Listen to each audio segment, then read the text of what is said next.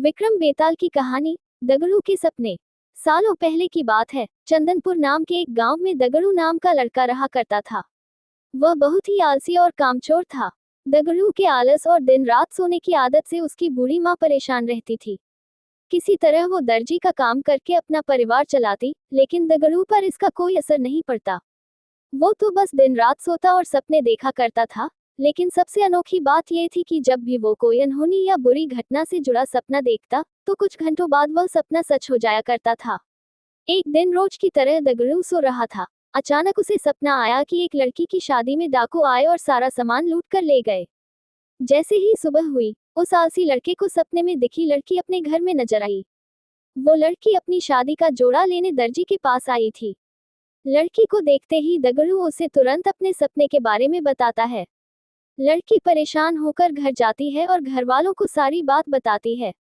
सब लोग सपने की बात सुन तो लेते हैं, लेकिन उस पर विश्वास नहीं करते और कुछ ही घंटों बाद लुटेरे शादी का घर और बारातियों को लूटकर चले जाते हैं।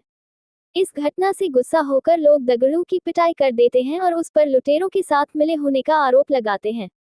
इसके बाद दगड़ू को कुछ दिनों बाद एक और सपना आता है।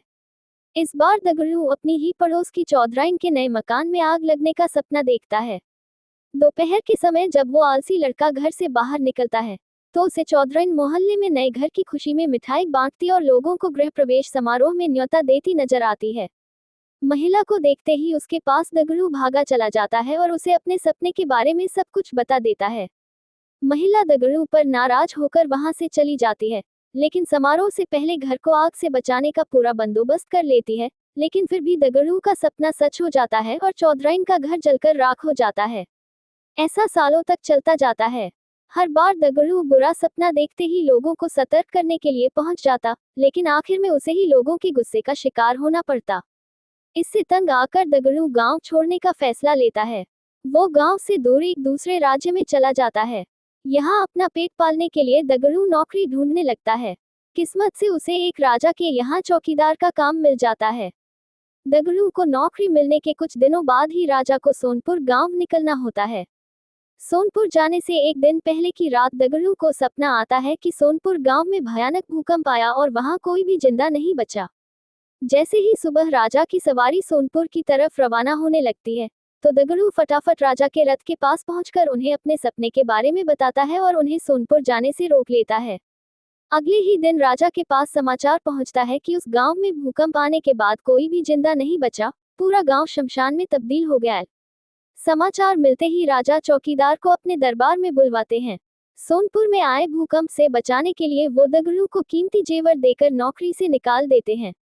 इतनी कहानी सुनाकर बेताल चुप हो जाता है। कुछ देर बाद वो राजा विक्रम से पूछता है, बताओ, दगड़ू को उपहार देने के बाद नौकरी से क्यों निकाल दिया गया? सवाल सुनते ही राजा विक्रमादित्य जवाब देते हैं कि उसे जेवर राजा की जान बचाने के लिए दिए गए और चौकीदारी करते समय सोने के लिए उसे नौकरी से निकाल दिया गया।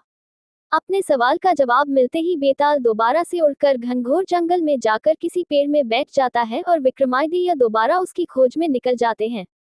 कहानी से सीख। इस कहानी से दो सीख मिलती है। पहली, काम के प्रति लापरवाही नहीं बरतनी चाहिए, वरना परिणाम गंभीर हो सकते हैं। दूसरी, किसी का भला करने पर अगर बुराई या फटकार मिल रही हो, तो भी भलाई करने का रास्ता नहीं छोड़ना चाहिए, क्योंकि कभी न कभी अच्छे कर्म का फल जरूर मिलता है। को हमारी ये वीडियो पसंद आए तो लाइक और शेयर जरूर करें और हमारे चैनल को सब्सक्राइब करना ना भूलें। वो आप क्या जानना चाहते हैं ये कमेंट में जरूर बताएं। वीडियो बनाने में बहुत समय लगता है, अपनी प्रतिक्रिया जरूर दें। धन्यवाद।